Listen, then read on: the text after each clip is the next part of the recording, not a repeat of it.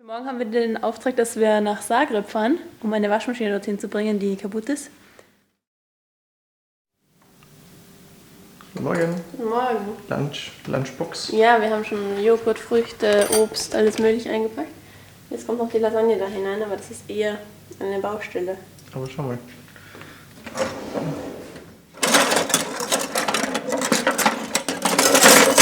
Das ist ein Tortenheber, kein Lasagnenheber. Ich glaube, das ist besser. Es ist jetzt noch ein bisschen frisch, also wenn man den T-Shirt rauszieht, ist er noch nicht heiß. Aber ich glaube, das wird sich schnell ändern. Kannst du mir kurz helfen, das Wasser rauszukriegen? Ja, klar. Wir wechseln jetzt Auto. Hinten an der Anhängerkupplung bekommen wir noch einen Anhänger vom Bauhaus, den holen wir jetzt ab. Dann holen wir die Waschmaschine aus der Wäscherei ab und Wäsche, die wir auch wohin bringen. Und dann geht es Richtung Zagreb. Und wir hätten da hinten ganz viel Ladefläche. Aber die Waschmaschine ist leider ein bisschen zu groß, weil sie kommt halt aus einer echten Wäscherei. Und deswegen brauchen wir den Anhänger. Aber gerade nur für so 5 cm oder so. Und Dani bringt gerade die Batterie hinein, damit er unterwegs schneiden kann und das MacBook auch laden kann. Das ist dann einmal sehr praktisch, dass sie so an nichts hängt. Wir sind jetzt nochmal auf ein anderes Auto umgestiegen und sind jetzt gleich beim Bauhaus, um den Anhänger abzuholen.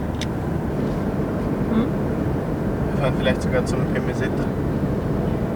Echt?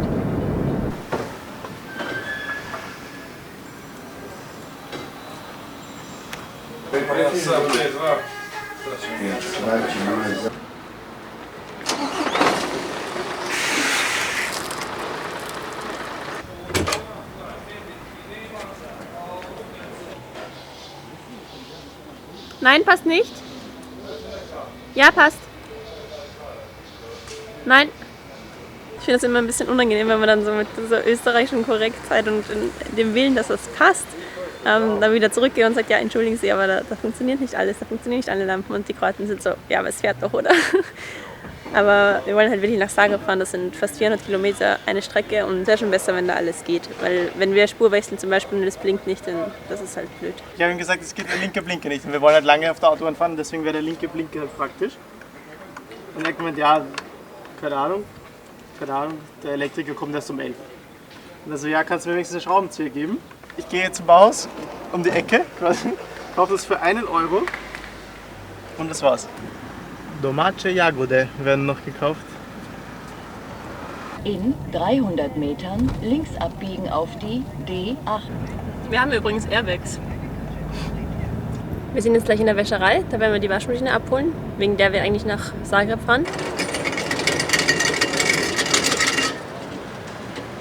Die Waschmaschine steht Gott sei Dank schon auf einer Palette und von einem Nachbarn borgen wir dann so einen Gabelstapler aus, der uns das dann auf den Anhänger hebt. Aber jetzt laden wir mal so Wäsche ein, die wir nach Šibenik bringen.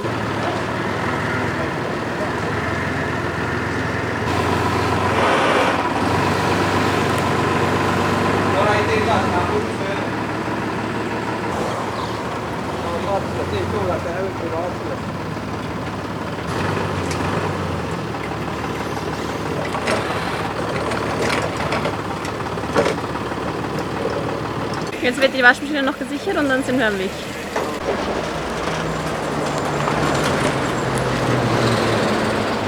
Es ist so schön ruhig im Auto und also ich kann super arbeiten, Karin fährt sehr, sehr ruhig, aber gut, mit Anhänger dürfen wir nur 90 maximal fahren auf der Autobahn in Kroatien. Es läuft ganz gut, wir haben so die Hälfte der Strecke nach Zagreb. Zagreb, ja, nach Zagreb. Und die Landschaft ist unglaublich schön teilweise. Und ich habe jetzt schon geschnitten, jetzt fehlt nur noch Ton und Farbe. Und jetzt ist für mich mal Essenszeit. Karin hat schon gegessen. Und es ist einfach so lustig, halt, wir haben vorher Rast gemacht und wir haben einfach eine riesen Waschmaschine hinten dran. Sieht deliziös aus.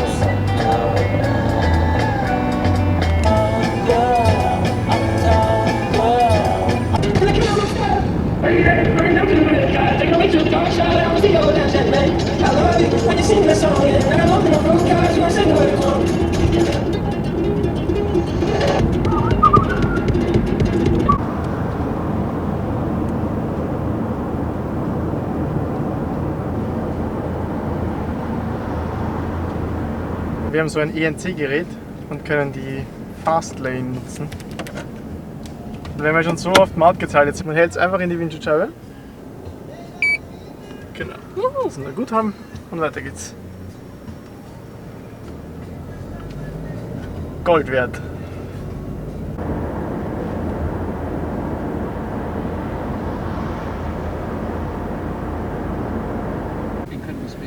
Ja, unser Ziel hat sich jetzt mehr oder weniger kurzfristig geändert, und zwar wir müssen jetzt doch 80 Kilometer weiter östlich von Zagreb nach Bjelovar. Das ist wirklich schon ziemlich weg vom Schuss. Das hier schaut aber wirklich aus wie in Österreich im Land. Also diese Wälder, die Dörfer, das ist wirklich nicht viel anders. 3 Kilometer. Ich meine, natürlich, diese modernen Einfamilienhäuser hat man hier halt nicht, aber von der Landschaft her ist es schon ähnlich, oder? Ja, und es ist jetzt schon 5:30. Das heißt, Also es wird nichts mit Stadtbesichtigung. Niemals können wir. Ihr könnt nicht einmal in Zagreb ein Foto machen. Nein. Müssen wir noch mal kommen. GT. Do you know, I want to say the 918, but my jury's out on the hybrid thing. Look, you got. Mensch doch! Wir sind angekommen und ich habe Nasenbluten, aber Dani bespricht das gerade und ich sehe schon den Gabelstapler. Und ja, wir werden die Waschmaschine runternehmen und dann zum Ikea fahren, essen fahren.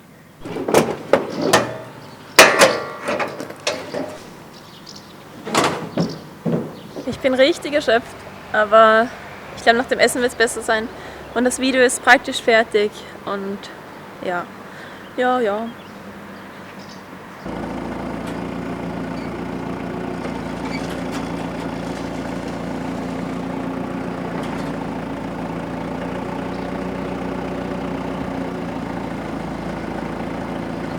So, da steht die Waschmaschine jetzt.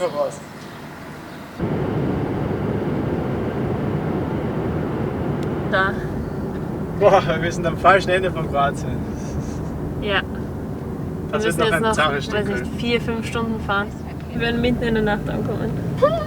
Und morgen 7 Uhr, 7:30 Uhr. Dienstbeginn. Wer hat sich das ausgedacht? Who signed up for this?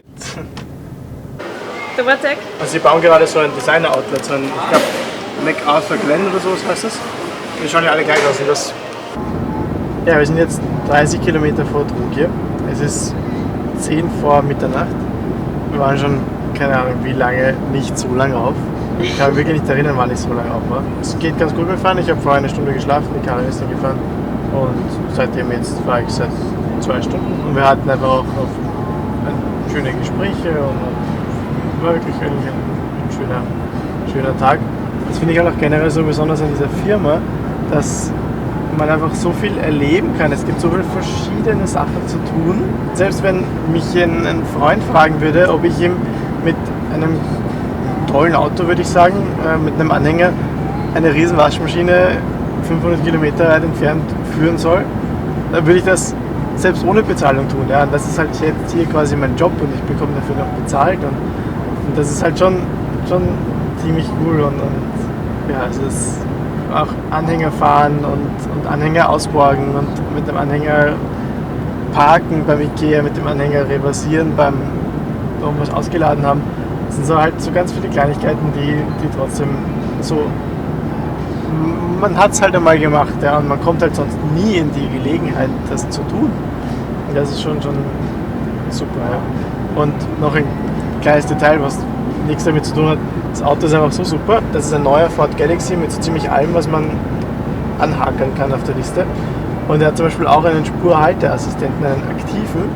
Das heißt, wenn ich auf der geraden Spur jetzt, heißt, er hat beide Linien erkannt, funktioniert auch in der Nacht. Und wenn ich jetzt mich leicht aus der Spur raustreiben lasse, wofür ich jetzt kurz warte, bis der zu vorbeigefahren ist.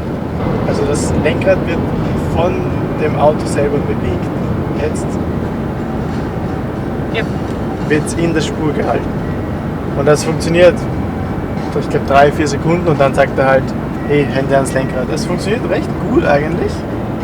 Also es ist schon echt beeindruckend. Da, bitte Hände ans Lenkrad. Die Musik hört auf, aber er lenkt immer noch mit.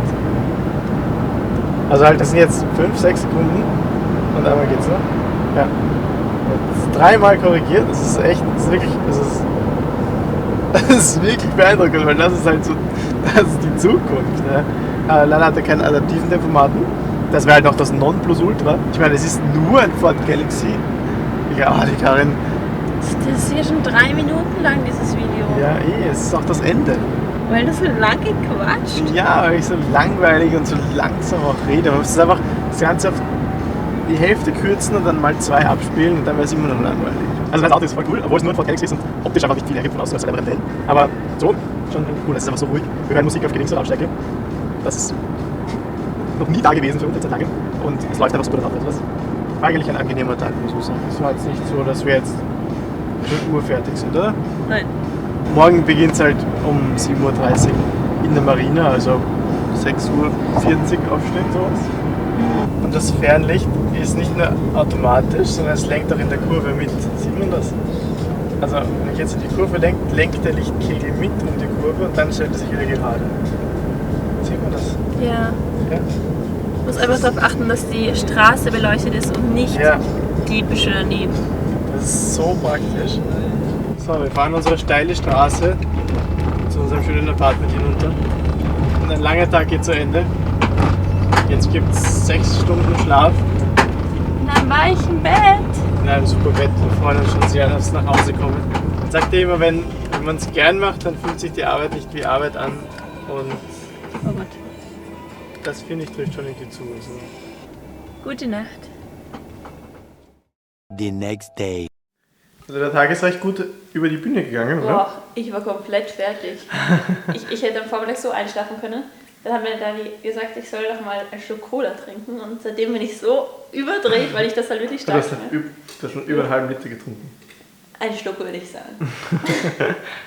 Ja. Und jetzt haben wir noch die gute Lasagne.